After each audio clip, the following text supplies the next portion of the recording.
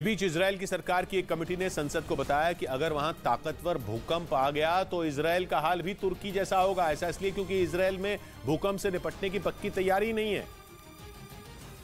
इसलिए अगर वैसा जबरदस्त जलजला वहां आ गया जैसा तुर्की में आया है तो इजरायल के 10 से ज्यादा शहरों के वजूद पर खतरा मंडरा जाएगा। इन शहरों की गिनती में यरूशलेम भी है और हाइफा भी। इजरायल एक एक्टिव फॉल्ट लाइन पर पड़ता है। आखिरी बार 1927 में इस इलाके में 6.2 की तीव्रता का भूकंप आया था। वैज्ञानिकों का अनुमान है कि इस इलाके में इतने ताकतवर भूकंप अमूमन हर 100 साल में आते हैं, यानी इजरायल के पास तैयारी के लिए 4 साल से ज्यादा का वक्त नहीं है।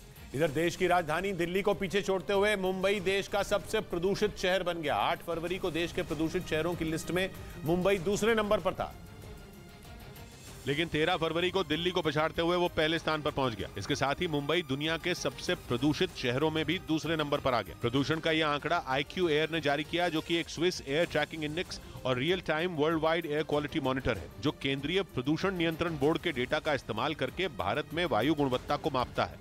उधर जंग की वजह से बर्बाद हो चुका यूक्रेन अब IMF की शरण में जाने की तैयारी में है, क्योंकि इस मुसीबत से उसे अमेरिका भी नहीं बचा सकता।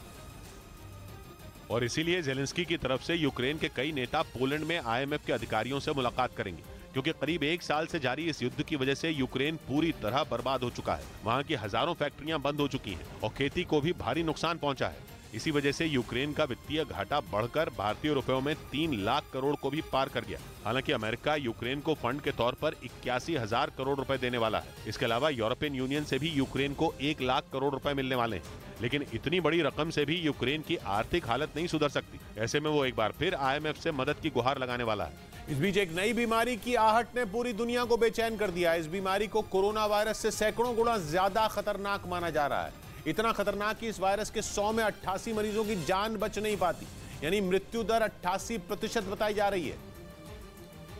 यही वजह है कि इस बीमारी की आहट से ही दुनिया की बड़ी बड़ी ताकतों का पसीना छूटने लगा। एक ऐसी बीमारी जिसके सैकड़ों मरीज मिलने की खबर ने WHO के भी हाथ पांव फुला दिए। WHO की टीम ने एक पूरे गांव की घेरेबंदी कर दी ताकि वायरस के फैलने की संभावना कम की जा सके। मार्बर्ग नाम के इस वायरस के मामले मध्य अफ्रीकी देश इक्वेटोरियल गिनी में मिले। इक्वेटोरियल गिनी की जनसंख्या केवल 12 लाख है और वहां मार्बर्ग वायरस की वजह से करीब 4,500 लोगों को आइसोलेट किया गया है। WHO के मुताबिक मार्बर्ग ने इक्वेटोरियल गिनी के 9 लोगों की जान ले ली और आशंका यह है कि ये वायरस तेजी से फैल रहा है। इसीलिए पड़ोसी देशों ने भी इक्वेटोरियल गिनी के बॉर्डर बंद कर दिए, क्योंकि मार्बर्ग नाम के इस वायरस का पूरी दुनिया में कहीं कोई इलाज नहीं बना। जब तक मरीज को लक्षणों का पता चलता है तब तक तो उसकी जान पर खतरा पैदा हो चुका होता है।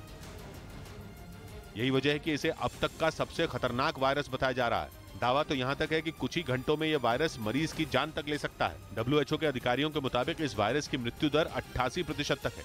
मतलब ये कि एक बार इस वायरस ने मरीज को गिरफ्त में ले लिया तो सीधा जान पर मुसीबत। इस वायरस के लक्षण बहुत कुछ इबोला वायरस जैसे ही हैं और इसे इबोला फैमिली का ही वायरस बताया जा रहा है, जो चमगादड़ों से इंसान में पहुंचा है। मार्बर्ग वायरस के मरीज को तेज बुखार और बदन दर्द का एहसास होता है। WHO के मुताबिक इबोला के इतनी बड़ी संख्या में मरीज एक साथ मिलने का ये पहला मामला है।